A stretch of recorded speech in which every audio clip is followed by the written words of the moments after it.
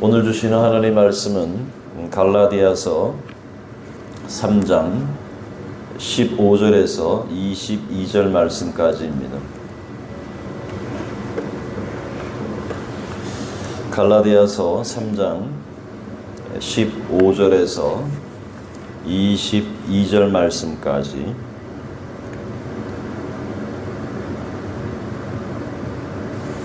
다 찾으신 줄 알고 우리 한 절씩 교독하겠습니다. 형제들아, 내가 사람의 예대로 말하노니 사람의 언약이라도 정한 후에는 아무도 폐하거나 더하거나 하지 못하느니라.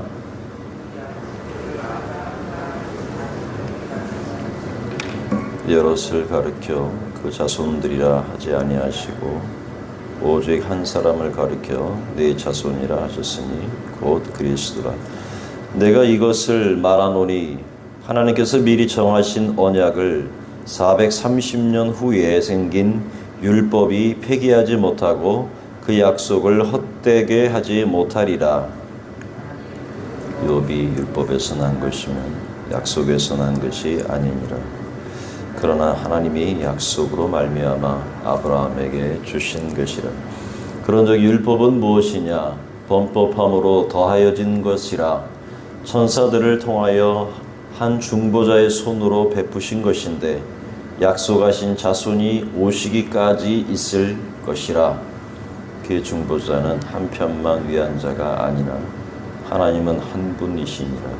그러면 율법이 하나님의 약속들과 반대되는 것이냐? 결코 그럴 수 없느니라. 만일 능히 살게 하는 율법을 주셨더라면 의가 반드시 율법으로 말미암았으리라. 그러나 성경이 모든 것을 죄 아래 가두었으니 이는 예수 그리스도를 믿음으로 말미암는 약속을 믿는 자들에게 주려 함이라. 아멘. 새벽에도 잘 나오셨습니다. 오늘 말씀은 15절부터 22절의 말씀인데 율법과 약속에 관한 이야기입니다. 15절에 보면 내가 사람의 예대로 말하노니 사람의 언약이라도 정한 후에는 아무도 폐하거나 더하거나 하지 못한다라는 겁니다. 사람 사이에도 정한 그러한 약속은 아무도 폐하거나 하지 않고 끝까지 지켜야 하는 그러한 법칙이 있죠. 그런데 이 16절에 보면 이 약속들은 아브라함과 그 자손에게 말씀하신 것인데 여럿을 가리켜 그 자손들이라 하지 아니하시고 오직 한 사람을 가리켜 네 자손이라 하셨으니 곧 그리스도라 그랬습니다.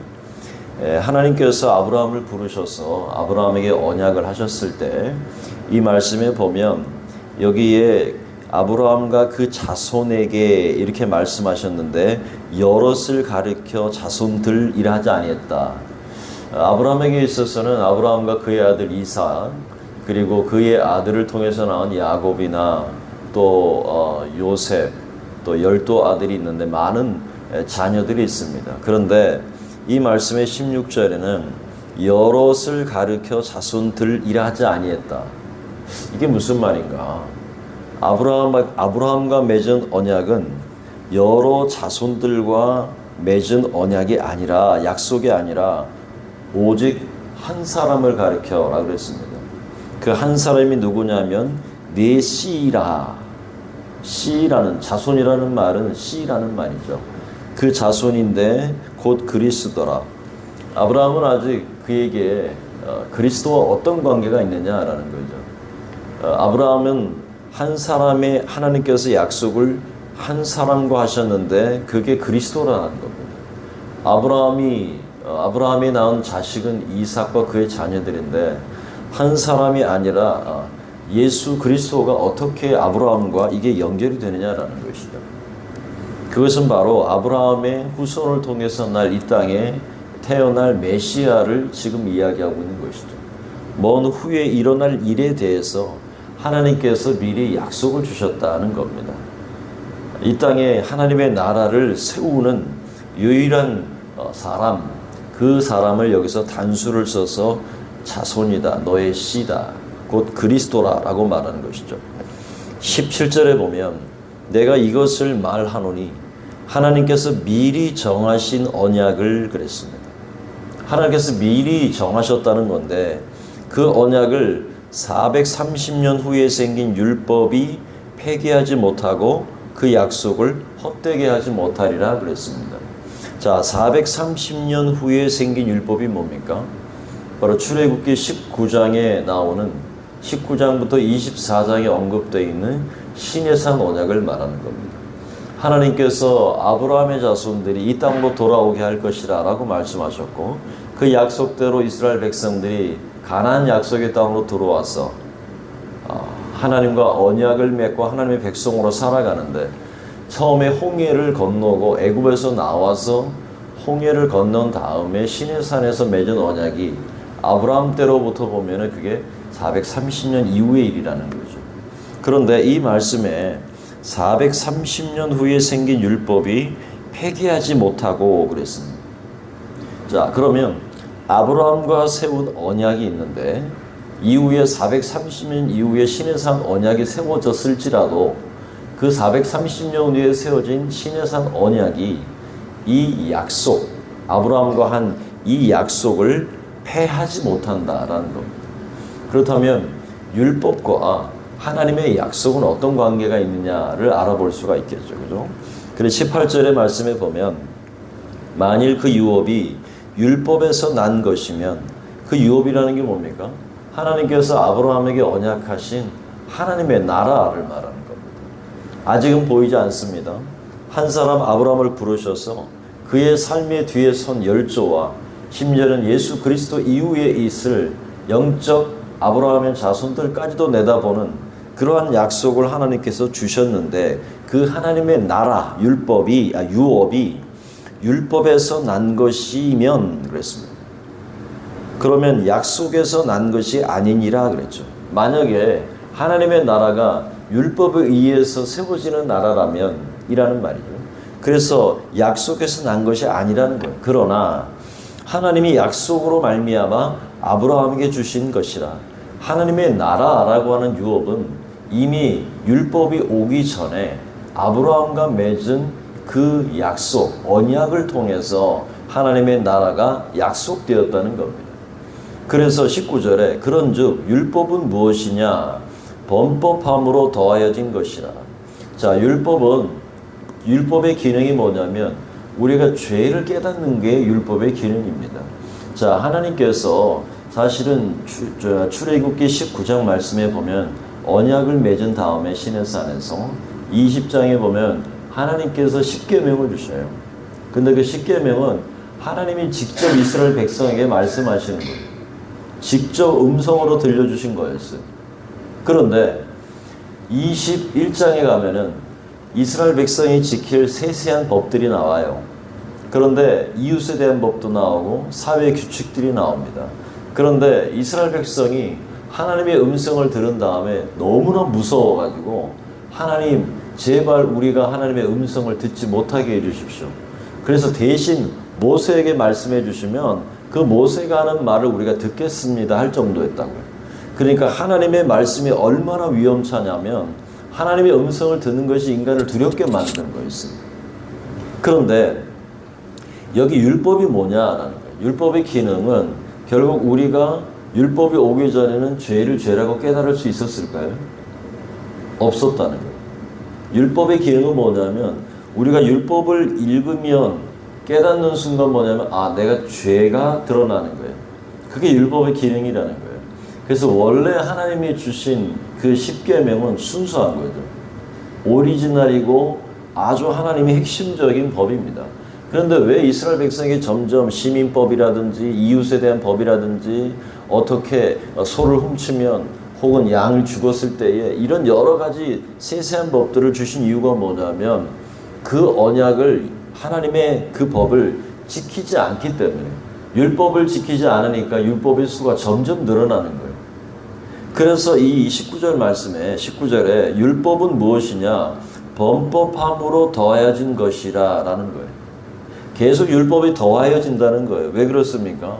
인간의 타락한 본성이 아담 이후에 지었던 타락한 본성이 계속적으로 죄에 대해서 계속 죄가 솟아나니까 그 죄로 말미암아 계속 하나님의 법 앞에서 자신이 범죄자라고 하는 것, 자신이 죄인이라고 하는 사실이 점점 드러나게 되는 거예요. 그러니까 율법이 또 추가되고 또 추가되고, 심지어는 안식일에 관한 법들이 유대인들 가운데는 랍비들이 만든 법들이 엄청나게 많았다는 거예요. 그래서 오히려 순수한 하나님의 율법보다 그 율법을 해석한 수많은 책들이 나오게 되었다는 거죠. 그러니까 점점 우리의 삶을 옥죄어 오고 규칙을 어긋나는 계속 하나님의 율법으로 계속 우리가 정죄당하는 것이 율법의 기능이라는 거예요. 그래서 천사들을 통하여 한 중보자의 손으로 베푸신 것인데, 그게 누굽니까? 모세입니다. 중보자. 그 손으로 베푸신 것인데 약속하신 자손이 오시기까지 있을 것이라. 그 약속하신 자손이 바로 앞에서 말한 그리스도라는 것. 그 약속한 자손이 오시면 율법이 더 이상 기능한다는 거예요? 못한다는 거예요? 기능을 못한다는 것. 왜냐하면 말씀 자체이신 예수님이 이 땅에 말씀이 육신에 오셨기 때문에 그 예수님이 하시는 말씀이 그 율법을 어떻게 해요? 모든 걸 다 이루게 된다는 거예요. 율법을 모두 성취하게 되시기 때문에 율법의 처음 기능은 계속 죄를 더 드러내고 죄를 더하는 것이라면, 모세를 통해 주어진 그 법이 결국 약속하신 그리스도가 오시기까지 있어지는 기능으로 우리에게 주어진 것이고, 20절에 보면은 그 중보자는 한 편만 위한 자가 아니나 하나님은 한 분이시니라 그랬습니다. 중보자는 한 편만 위한 자가 아니다. 그건 뭐냐면 모세가 하나님 앞에서 이스라엘 백성이 금송아지를 만들게 됩니다. 그때 하나님이 진노하셨죠. 그래서 이스라엘 백성 모두를 멸하시려고 하십니다. 그때 누가 기도합니까? 모세가 하나님 앞에 기도합니다. 그 중보자의 역할을 하게 되는 것이죠. 그런데 이 중보자는 양편을 위한 거예요. 백성과 하나님 편에서 중간에서 기도하는 중보자의 역할입니다. 그런데 하나님은 한 분이시라는 것. 자, 그래서 그 설명을 21절에 합니다. 그러면 율법이 하나님의 약속들과 반대되는 것이냐 그랬습니다. 그렇다고 율법이 하나님의 약속들과 반대되는 것이냐?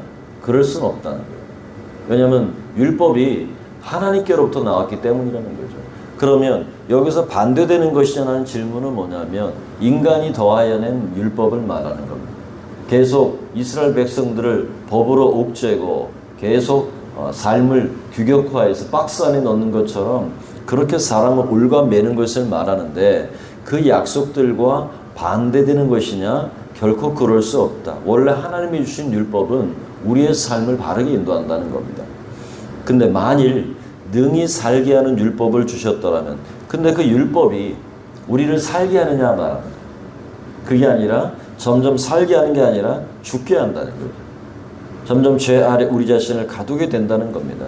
그래서 능히 살게 하는 율법을 주셨더라면 의가 반드시 율법으로 말미암아 쓰리라 그랬습니다.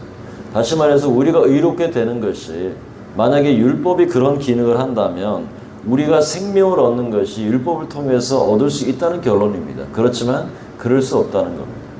율법은 우리의 죄를 드러낼 뿐 그것이 하나님 앞에서 생명을 얻게 하지는 못한다라는 겁니다. 그렇다면 누가 생명을 얻게 하는 것이죠? 그 약속의 자손인 여기 앞에서 말한 너의 자손이라고 하는 곧 그리스도를 말하는 겁니다. 그리스도께서 오심으로 말미암아 우리에게 살게 하시고 생명을 주셨다라는 것이죠. 22절에 그러나 성경이 모든 것을 죄 아래 가두었다. 이는 예수 그리스도를 믿음으로 말미암는 약속을 믿는 자에게 주려 함이라 그랬습니다. 여러분, 우리가 성경이 모든 것을 죄 아래 가두었다는 말이요. 다시 말해서 이 자체가 기록되어진 말씀이 우리에게 생명을 주는 게 아닙니다. 이 말씀은 우리가 읽을 때 이해하고 깨달을 수는 있습니다. 그러나 이 말씀이 우리가 읽고 깨달아야 될 것이 무엇이냐면 이 속에서 예수 그리스도를 발견해야 되는 거예요. 예수 그리스도를 만나야 하는 것입니다. 말씀 속에서 주님을 붙들어야만 이 말씀의 기능을 하는 것이죠. 성경이 모든 것을 제 아래 가두었다. 예수 그리스도를 믿음으로 말미암는 약속을 믿는 자들에게 주려 합니다. 아무리 성경이 기록되어도 그 성경 속에 읽는 사람이 이게 무슨 이야기구나, 아브라함의 이야기구나, 모세의 이야기구나, 바울의 이야기구나, 이런 지식적으로 아는 그러한 말이 아니라 이 말씀이 이 속에서 예수가 발견되어지고 우리가 예수 그리스도를 내 구주와 생명으로 받아들일 수 있는 데까지 나아가야 이 말씀이 우리에게 온전해진다라고 하는 것이죠. 이제 말씀을 맺습니다. 하나님께서 아브라함과 언약을 맺으셨습니다. 약속을 하셨죠. 그 언약은 바로 이스라엘 백성들의 다수가 아니라 아브라함을 통해서 올 예수 그리스도 메시아와 함께 약속들을 맺으셨다는 겁니다. 그 유업은 결코 하나님의 나라는 율법을 통해서 이루어지지 않고 예수 그리스도를 통해서 이 땅에 이루어질 하나님의 나라를 말씀합니다. 인간의 타락한 본성으로는 죄를 깨닫게 되는 것밖에 없습니다. 그것이 율법의 기능입니다. 하지만 율법은 예수님이 오실 때까지만, 예수님이 오신 이후에는 예수님 자신이 말씀이시기 때문에 그 예수 그리스도를 통해서 우리에게 하나님의 나라 안에 들어갈 수 있고, 예수 그리스도를 통해서 하나님의 자녀된 삶을 살 수 있고, 예수 그리스도를 통해서 하나님의 나라를 우리가 이루어 갈 수 있게 되는 것입니다. 따라서 우리도 오늘 하루의 삶 속에서도 우리가 예수 그리스도의 생명 되신 주님을 우리가 발견하기 원하고, 주님과 함께 생명 안에서 하나님 나라를 함께 이루어가는 저와 여러분 될 수 있기를 주의 이름으로 축복합니다. 기도하겠습니다. 존귀하신 하나님 아버지, 은혜와 사랑을 감사드립니다. 하나님의 그 약속들은 하나님 예수 그리스도와 더불어 맺으신 하나님의 약속들이었고, 하나님 430년 후에 생긴 율법이 폐기하지 못하는 이유는 그 하나님의 나라가 우리에게 주어진 그 생명이 하나님 율법을 통해 오는 것이 아니라 바로 그 메시아이신 예수 그리스도를 통해서 우리에게 생명과 하나님의 나라를 유업으로 주심을 믿습니다. 하나님 아버지, 예수 그리스도가 오심으로 율법을 완성하셨고 예수 그리스도를 통해서 우리가 의를 이루었으니 찬양과 감사와 영광을 돌려드립니다. 하나님 말씀 앞에 설 때마다 우리 자신을 보게 하시고 우리의 죄성을 발견하며 예수 그리스도를 하나님 의지함으로 말미암아 내 안에 말씀하시고 내 안에 역사하시는 거룩한 성령의 은혜로 오늘 하루도 저희들이 하나님 나라의 일들을 이루며 승리하게 하여 주시옵소서. 하나님, 오늘도 새벽에 일찍 떠나는 우리 사랑하는 성도들의 발걸음을 지켜주시고 운전대를 붙잡아 주시옵소서. 하나님, 직장과 생업장 가운데 하나님께서 일터 가운데 방문하여 주시고 새 힘을 주시고 능력을 더하여 주시며 지혜를 주셔서 잘 감당하게 하여 주시옵시고 복을 받게 하시되 우리 성도들의 삶을 통하여 이웃과 하나님 직장이 복을 받는 은혜를 허락하여 주시옵소서. 하나님 아버지, 우리 자녀들에게 믿음을 더하여 주시옵시고 우리 자녀들 건강한 모습 속에서, 우리 후손들 건강한 하나님 모습 속에서 하나님 학업을 잘 감당하게 하시고 주어진 일들을 감당할 수 있도록 능력으로 함께하여 주시옵소서. 하나님 아버지, 우리 성도들 가운데 육체의 질고와 연약함을 갖고 있는 성도들이 있습니다. 하나님 아버지, 올려드립니다. 주님께서 찾아가시고 치료하는 강선을 바라여 주시옵시며 우리가 잘 때도 하나님의 치유의 역사가 있게 하여 주시고 연약한 곳들이 새 힘을 얻고 무너진 질서가, 육체의 질서가 온전하게 회복되는 역사를 허락하여 주셔서 오늘도 강건함 속에서 하나님의 그 은혜 안에 승리할 수 있도록 붙잡아 주시옵소서.